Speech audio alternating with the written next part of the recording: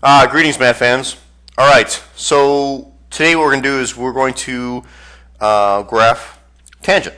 So let's just start out with a nice little friendly problem here. Y equals tangent of x. All right, so before we actually start into graphing, let's kind of think about what the period of tangent is going to be. A good delineation of what each period is going to be is, if you think about tangent, what does tangent have? Okay, if you go around the unit circle, if I say the tangent of 0 degrees or 0 radians is 0, and what's the tangent of pi over 2 radians? Isn't that undefined? Okay, so when you think about it, undefined is a good place to start a period and then also a good place to end a period. So if you think about where it's undefined, tangent is undefined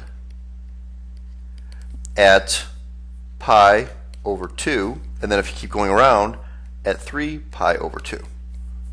All right, that's kind of what we know so far. So that's actually a good place for a period. Now, we're not going to actually go between pi over 2 and 3 pi over 2. We can, but what we're going to do is we're going to actually say it's between negative pi over 2, which you guys realize it's the same thing as 3 pi over 2 and pi over 2. So that's the period. So the way we're going to do it is we're going to actually set up our inequality. You know, back in the day, which is just a couple days ago, we did sine and cosine, and that's between 0 and 2 pi. Now we're going to do between negative pi over 2 and pi over 2. Okay? That's key, math fans. That is key. Now the only thing is, and I mentioned this once before, is that when I ask you for the phase shift, you're not going to look at this number anymore. You can't look at that negative pi over 2 because it's not an absolute number like 0 is. 0, you can multiply anything by it and it stays 0. Negative pi over 2, you can't just look at that the left number and say that's the phase shift. Okay, so what we're going to do is we're going to kind of do something a little bit different, but I want to develop this even before I get to that. All right, so let's make a t-chart here real quickly. Okay, and eventually we're not going to even do a t-chart. So we're going to do negative pi over 2, and if you think of some of the important things, we're going to do negative pi over 2 and then negative pi over 4, because with this guy here, can you guys tell me what is the period?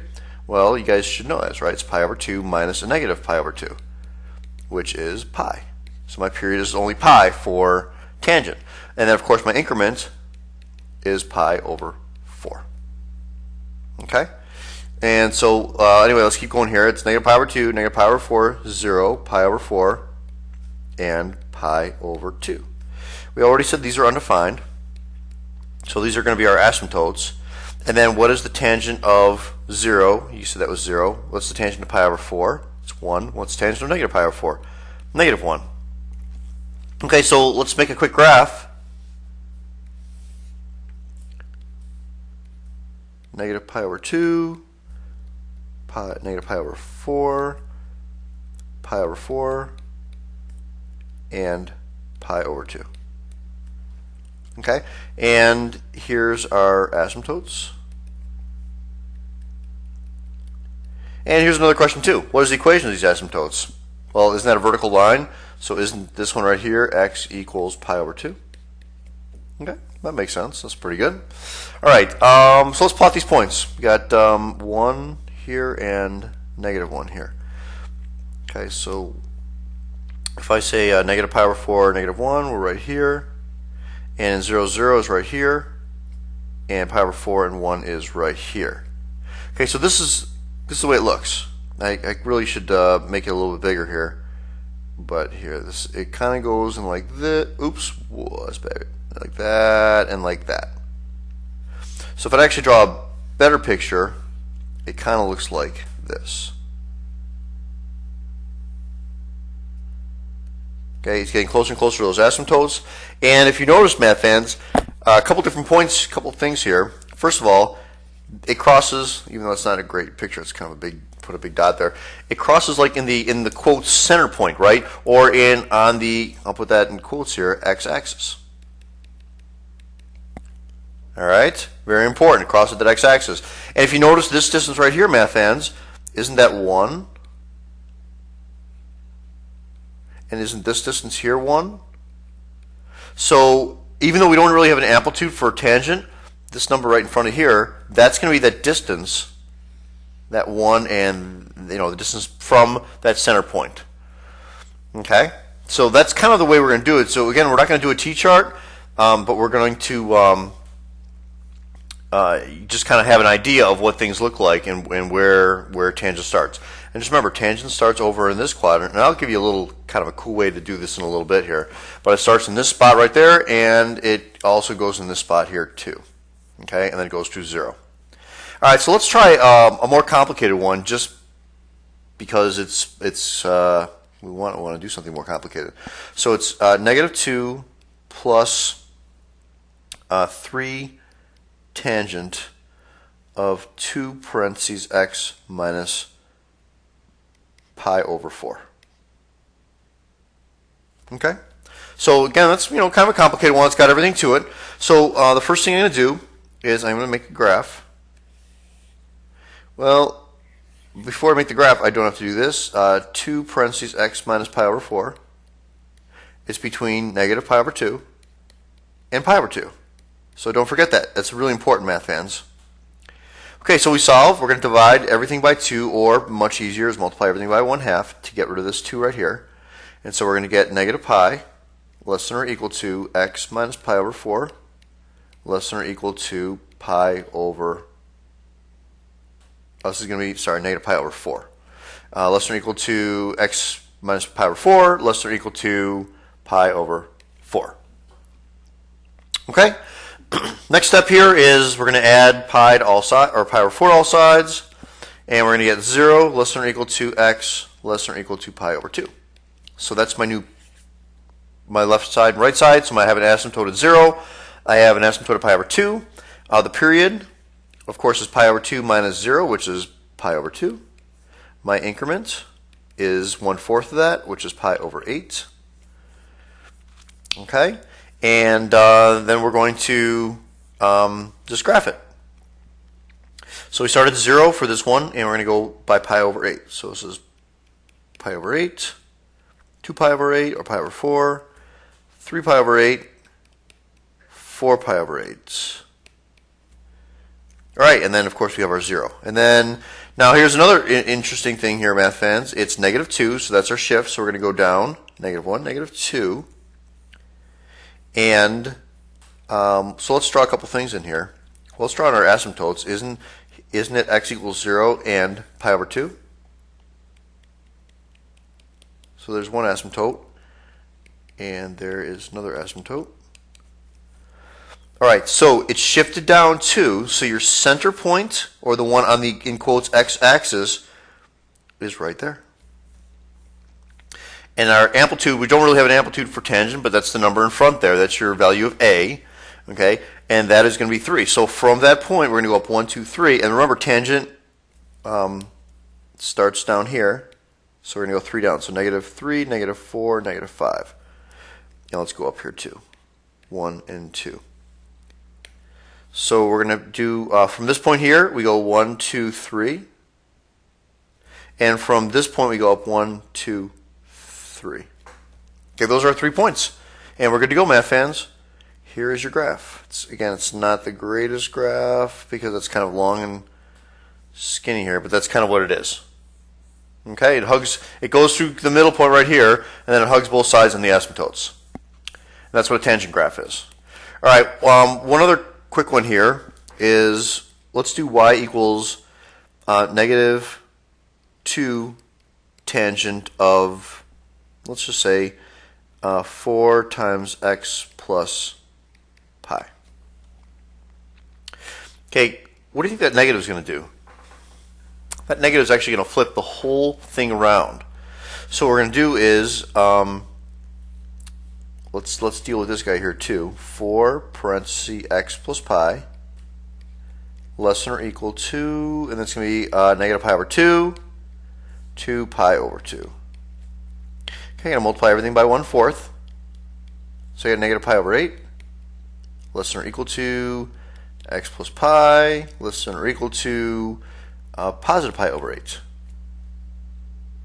All right, and then we're going to subtract pi from all sides.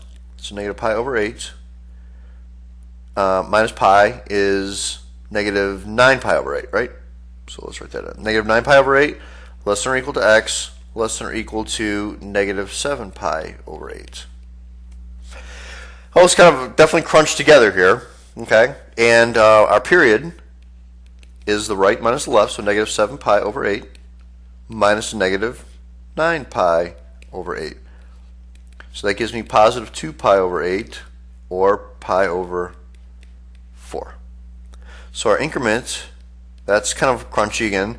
Multiply that by 1/4, and you're going to get pi over 16. So remember, it's between these two values. So when I graph it, I'm going to actually graph it way over here. And this is, we're going to call this negative 9 pi over 8. And we're going to add pi over 16. So this is going to be negative 18 pi over 8, so negative 17 pi over 16, and negative 16 pi over 16, or negative pi.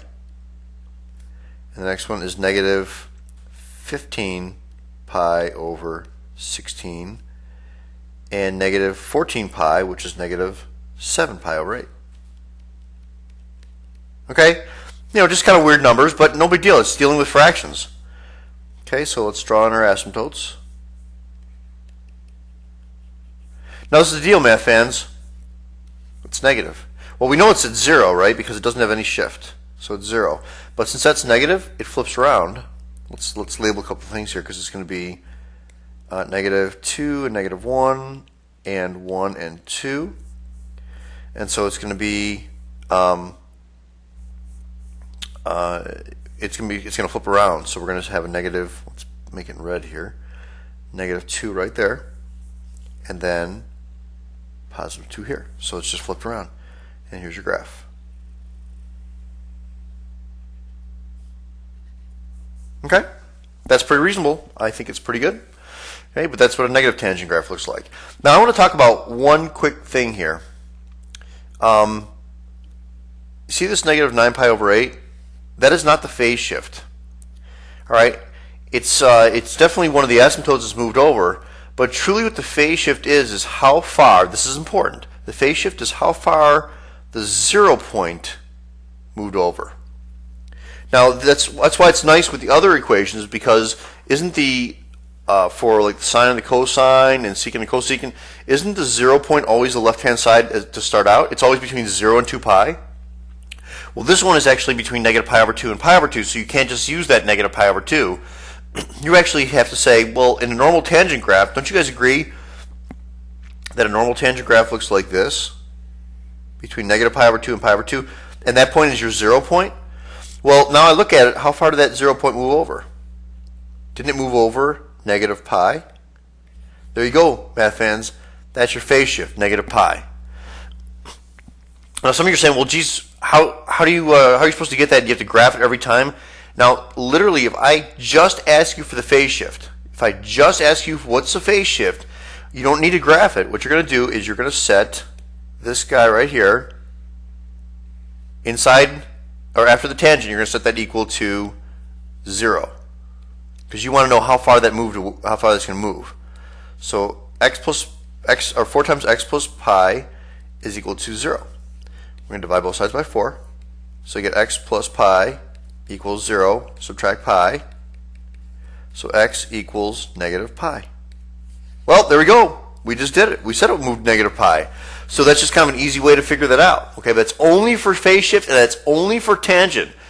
Otherwise, setting up the inequality works for any of the other trig functions, except for tangent. All right? All right, so let's try y equals cotangent of x. Now, the way we kind of developed before is I asked you where is it undefined. So let's actually do a t-chart here real quickly. It's undefined at 0. Do you guys agree with that? It's undefined at 0. So what we're going to do is you get an asymptote at 0, and it's also undefined at pi. So those are your extremes when you're setting up your inequality. And of course, the period for cotangent is also pi, right? Pi minus 0. And then the increment is pi over 4. So it's pi over 4, pi over 2, 3 pi over 4, and pi. So if we figure this out, well, this is undefined, this one's undefined, this one is 0, cotangent of pi over 4 is 1, cotangent of 3 pi over 4 is negative 1. Okay, it looks very similar to tangent graph, except it's just a little bit different. Well, let's graph this. Okay, and again, notice that it is now, my x is between 0 and pi. So I can tell what my phase shift is just by looking at that number. All right, so let's plot these points here. This is pi over 4, pi over 2, 3 pi over 4, and pi. Okay, so let's make our asymptotes.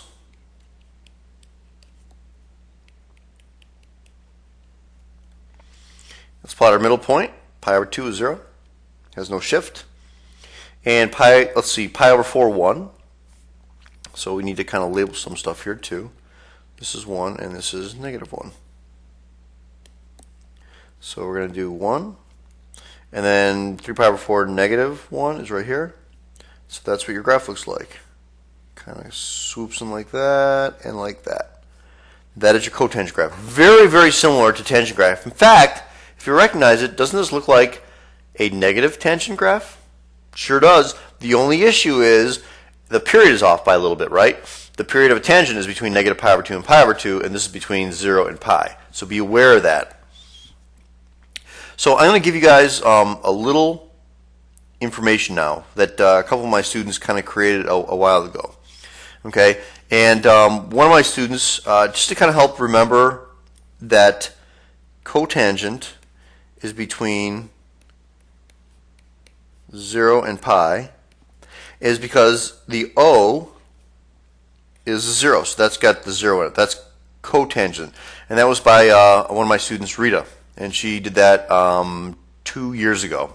Okay, and then my other student is, how do you remember like kind of where tangent and where cotangents start? Because you notice that cotangent starts over here, and tangent looked like this. And it started kind of like in this quadrant here. All right, so this is the deal. Remember, back in our day, we learned all students take calculus, or cookies, or cranberries, or coconuts, or whatever you like. Okay. Well, instead of saying tangent and cosine, how about if we call this tangent and cotangent? So notice where cotangent starts. It starts right over here in this quadrant. And where does tangent start? It starts in this quadrant. Okay? And that's the Jenna method. That's one of my students back in 2005 and 2006. So that was 5 years ago. All right? So that's just kind of a handy way to remember cotangent and tangent. All right, so let's do a couple more problems here. I want to do one evil nasty problem. And if I give you y is equal to negative 1 minus 2 cotangent of 1/4 times x minus pi over 2. Alright, so the first thing I'm going to do is I'm going to take this guy right here. Let's say 1/4 times x minus pi over 2. And that's between 0 and pi. Don't forget, it's not between 0 and 2 pi, it's 0 and pi. So we're going to multiply the whole thing here by 4. So 0 less than or equal to x minus pi over 2 less than or equal to 4 pi. Okay, and then I'm going to add pi over 2 to all sides. So I get pi over 2 less than or equal to x less than or equal to, that's 8 pi over 2, so 9 pi over 2. The period is equal to 9 pi over 2 minus pi over 2, which is 8 pi over 2, or 4 pi. And my increment is pi, 4 pi over 4. All right, so let's do it. Okay, so this is going to be pi over 2, and we're going to add pi. So it's going to be 3 pi over 2, and 5 pi over 2, and 7 pi over 2, and 9 pi over 2, which, there we go. Those are our two endpoints. Okay, so we're going to do a nice little friendly asymptote here and here.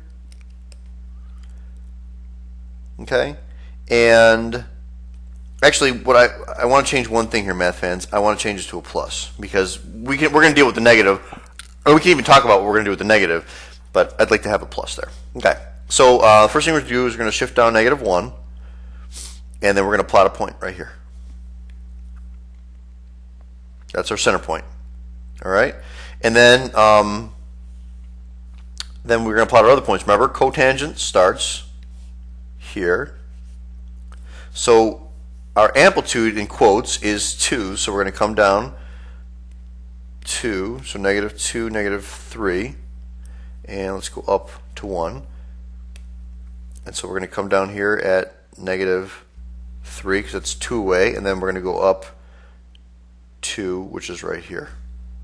Okay, and then here's our graph.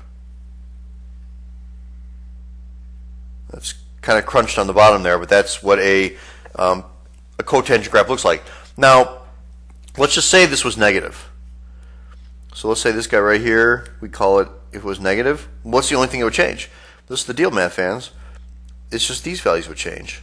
So this is it. That would be a negative cotangent graph. Okay, which looks like it's a tangent graph, but again, the setup is different because it's going to be, it's between 0 and pi for cotangent, and it's between -pi/2 and pi/2 for tangent. All right. So we talked about the phase shift. Phase shift, of course, for this problem is pi/2. Right? Remember, I told you can just look at that number if it's anything but tangent. But let's actually show. I want to show a point here. If I get, let me just get rid of this graph. This guy right here. Okay. If I look at the, do you guys agree that how far did the 0 point shift over? Well, what is the 0 point? Wasn't the 0 point? Didn't it look like this between 0 and pi? So how far did this point move over? Well, wasn't the asymptote used to be right over here on the 0? Didn't it move over to pi/2? There you go. There's your phase shift, pi/2. Okay. Or again, looking at the inequality, that also gives you the phase shift. Okay. All right. One last thing, math fans. Let's just talk about the domain and the range. So let's see domain and range, and this is for y equals tangent of x. All right, so our range, well, let's actually sketch a picture. Don't you guys agree that this is what the picture looks like? So isn't our range -infinity to +infinity? Because it keeps going, the arrows go up, it goes towards the asymptotes, right? It doesn't cross them, but it keeps going up and keeps going down. So that's our range. Our domain's a little more tricky because we have asymptotes, and think about secant and cosecant, right? Our domain for this problem is going to be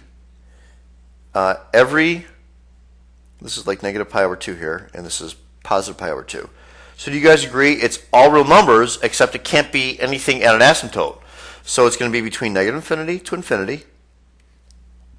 All right, and then it's going to say, but x cannot equal anything with a pi/2 or -pi/2. And if you remember from secant and cosecant, x is not equal to n pi plus pi/2.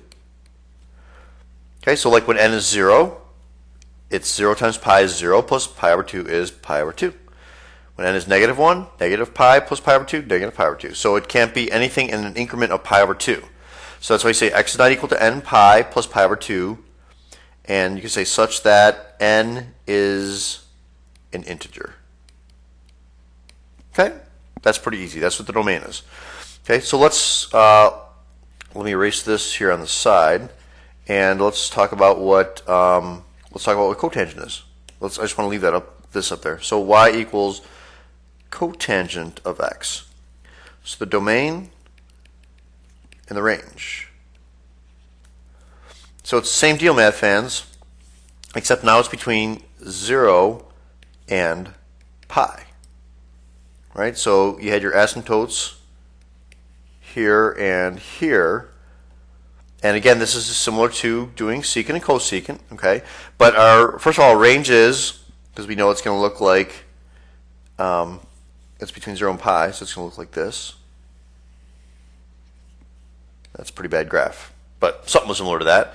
Okay, so our range is between negative infinity and positive infinity.